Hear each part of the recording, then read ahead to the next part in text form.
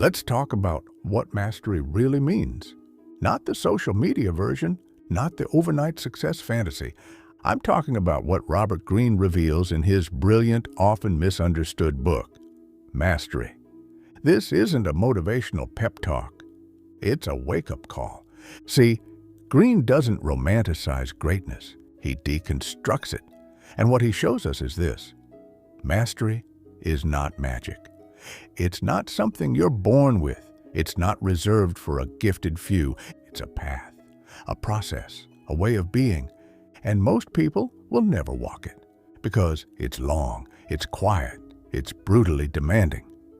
Greene studied the lives of masters across disciplines: Da Vinci, Darwin, Temple Grandin, Benjamin Franklin, even contemporary minds like Freddie Roach, the legendary boxing trainer.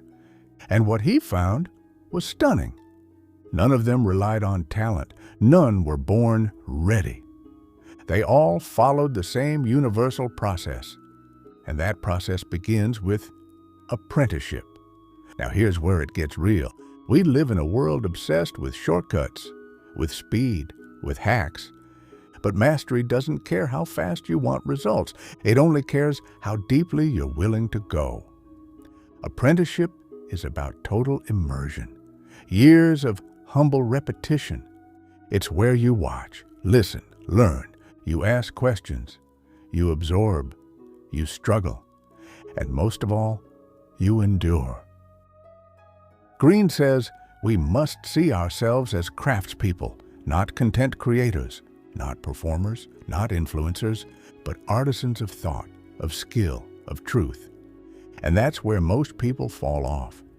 Because apprenticeship feels invisible. It's quiet work. You don't get trophies for it. No one claps. No one sees you. But the master stays in the shadows longer than anyone else. Because that's where depth is built. Let me bring this closer to home. Think about something you're trying to get better at, a craft, a field, a role.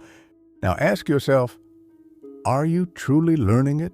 Or are you trying to skip to the part where you're admired for it? Because mastery doesn't reward admiration. It rewards obsession. It rewards showing up to the same task again and again, long after the novelty has worn off. It rewards staying when others quit. Greene writes, "The future belongs to those who learn more skills and combine them in creative ways." And here's the key: you don't find those skills. You earn them in the trenches, through tension, through boredom. There's this one insight in the book that hits hard. You must see every setback, every delay, every dead end as part of the process. That changes everything.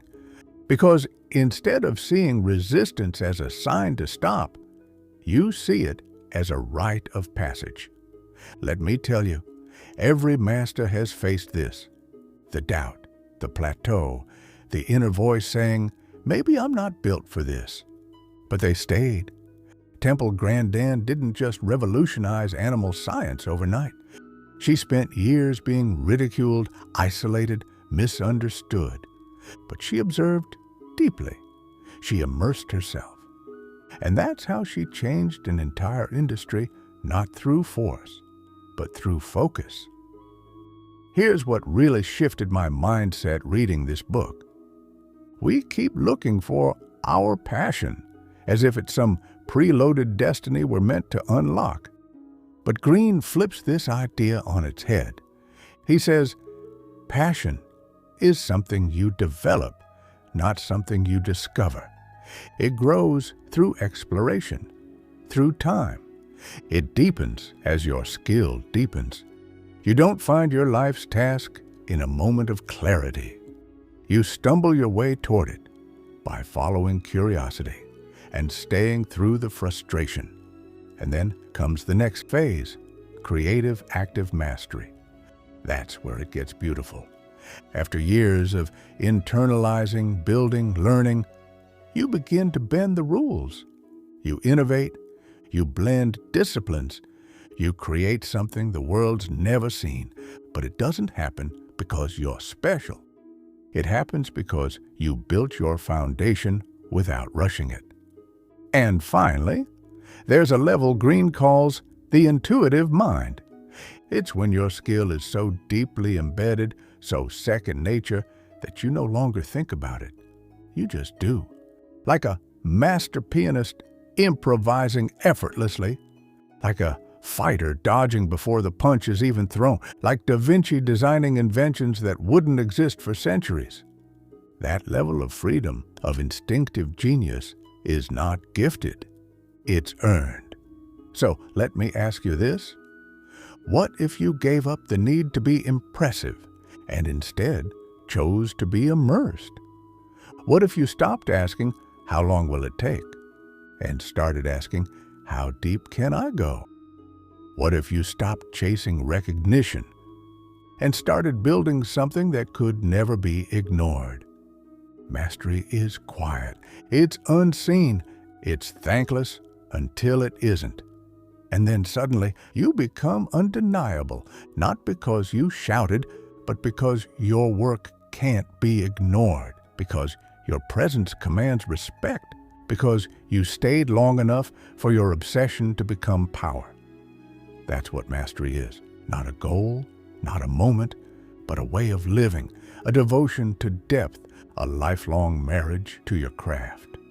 Now, the only question that matters is, are you ready to begin the apprenticeship, or are you still chasing shortcuts? Because the masters, they've already chosen their path. Mastery doesn't come from books. It doesn't come from motivation. It comes from doing the thing again and again until it shapes you into someone unrecognizable to your former self. No one will see the early mornings. No one will hear the doubts you fought off in silence, but one day they'll feel it in everything you create. So don't worry about being seen. Just worry about becoming real. In a world chasing noise, the master becomes power by moving in silence.